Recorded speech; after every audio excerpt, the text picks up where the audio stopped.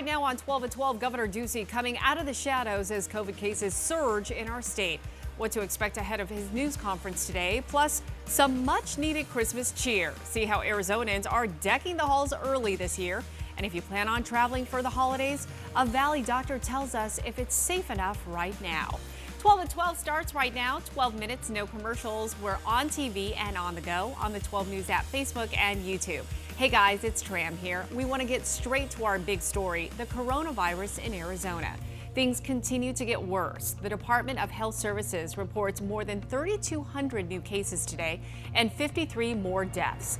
That's the most deaths we've seen since August. And once again, things aren't going in the right direction in our state. But there's some good news to tell you about. Pfizer is looking to fast track the approval of their vaccine as we hit another wave. The company says they plan to seek approval, quote, within days. It comes as their final analysis shows their vaccine is safe and 95% effective. That's even better than the 90% it announced last week. We all know what we need to do to help stop the spread. It hasn't changed. Wash our hands, socially distance, and wear a mask. Now, Phoenix Mayor Kate Gallego is calling for a statewide mask mandate. And if we want to know what you think about this, so cast your vote right now at 12news.com/bullhorn or comment down below if you're watching on Facebook or YouTube. We'll check back in on the results in just a bit. Mayor Gallego called for that mask mandate yesterday during her State of the City address, which was held virtually. She focused on some tough topics, including jobs, the economy, and of course, the coronavirus.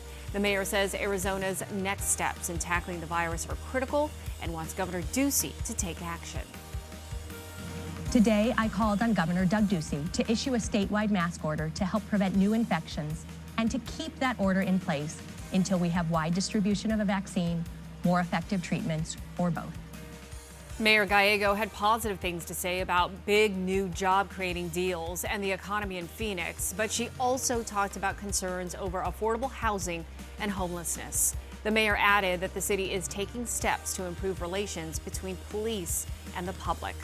Meanwhile, Governor Ducey is set to hold a news conference this afternoon at 2 to talk about the state's response to the pandemic. Team 12's Matt Uris joins us from our state's capital. And Matt, it's been a while since we've heard from the governor. Yeah, that's right. It's been about 3 or so weeks since the governor's last COVID-19 related press conference. Questions he will certainly face include whether or not to issue a statewide mandate for wearing masks or other restrictions. This comes, of course, as our surrounding states, including our neighbor California, have issued travel advisories asking people not to travel out of state. If they do, to be sure to quarantine for 14 days once they return. Other Arizona leaders have been applying pressure for the governor to follow suit. State Superintendent Kathy Hoffman said she would support a statewide mask mandate, a limit on social gatherings, and travel restrictions for snowbirds. Phoenix Mayor Kate Gallego has also called on the governor to issue a statewide mask mandate. While the governor hasn't held any news conferences recently, he did post a video on Twitter this week encouraging Arizonans to stay safe and practice social distancing. Take a listen. Do it for your mom and grandma. Do it for our frontline healthcare workers. Do it for our teachers. The governor's news conference is set to start at 2 p.m. this afternoon. You can watch that live right here on 12 News or on the 12 News app. At the state capitol, Matt Uris, 12 News. Matt, thank you. As we see cases climb in our state, we know many of you have questions about the pandemic. This morning, Dr. Frank LaVecchio joined us on Today in AZ to answer some of them. A big question that several people asked had to do with traveling and gathering with loved ones for the holidays. Dr. LaVecchio says while air travel is low risk, there's still a chance that you could get sick. Once you get on the plane, it's relatively low risk. If you sit close to the window, have the vent on, have the air going downward. But, getting there is a problem. Who you're exposed to is a problem. Think about the people you interact with. One agent or somebody checking your ticket could have the virus and spread it to you, and they can spread it to many, many people. So you have to be careful of that. Now, another viewer asked if the vaccine would work on someone who has had COVID before. Dr. LaVecchio says most likely, adding that he had COVID and still plans on getting the vaccine himself. With new information coming out each day, we know it's tough to keep up. So you can find out the latest about coronavirus and how it's affecting Arizona on our 12 News app. It's still not feeling like November in Arizona. Let's check in with Crystal for your forecast 411 to see when this warm weather will cool off. First, we're going to cue up this throwback photo of a strikingly beautiful stormy sunset in Sabino Canyon. Because this is where we had our jaws dropping yesterday, not while looking up at the beautiful sky, but while watching the mercury climb so high that it landed us the hottest spot on the nationwide map yesterday. 94 degrees was the maximum at Sabino Canyon. In contrast, our neighbors to the north pulled off 5 below for the coldest temperature on the country's map in Peter Sinks. Hey, by the way, Phoenix and Tucson, you were in second place, lucky you, at 92 degrees, which brought up our 90-degree or hotter tally to 191 and 188 apiece, pushing closer to the yearly records. And oh, we have already secured a record tally for November at 8 and 7 apiece. Well, records is just the new normal. We've locked in 32 daily record highs in Phoenix, 30 in Tucson, 19 Flagstaff. Add a plus sign because we're after more records today. 90 degrees is what we could pull off in Phoenix, also cracking into the 90s for Tucson. Yuma, Safford, Lake Havasu, Winslow, none of your records are safe. Temperatures running 10 to 20 degrees above average across the state throughout the rest of this work week. Winds are also speeding up on us in our mountains, gusting more than 40 miles an hour at times. And, well, record watch continues through the end of the work week, too. All right, Crystal, thank you. Hey, don't forget, it is the 28th year for the Big Turkey Tuesday donation drive to help feed families in need in our community. You can donate $15 by texting turkey to 474747. Go to 12news.com/Turkey Tuesday or make a donation at the register at any Bashas', AJ's, or Food City.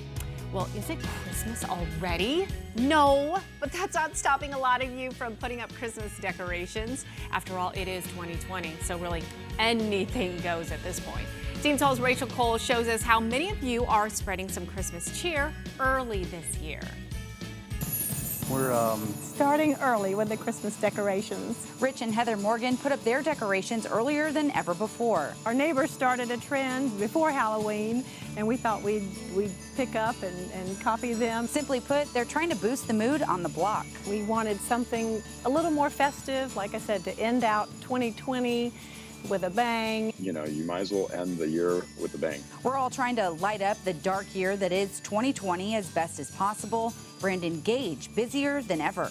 And I feel like everyone that was wondering about how the rest of the year was going to go, they all just decided, you know what, the rest of the year is canceled, so we're just going to decorate and kind of just liven up our lives. Since September, he's been stapling lights around saguaros, setting up snowmen, and letting it snow with no thoughts of COVID in sight. I haven't had a request for like a Santa with a mask or anything like that. I think everyone's attitude is they want to escape a little bit from that reality. They just want to think about what's normal and think about their families and friends. And if you're like 12 News, it can barely get through to a pro to hang your lights. The Morgans say, hang in there. Get the lights professionally done, and we're so happy. I've waited my whole life for this.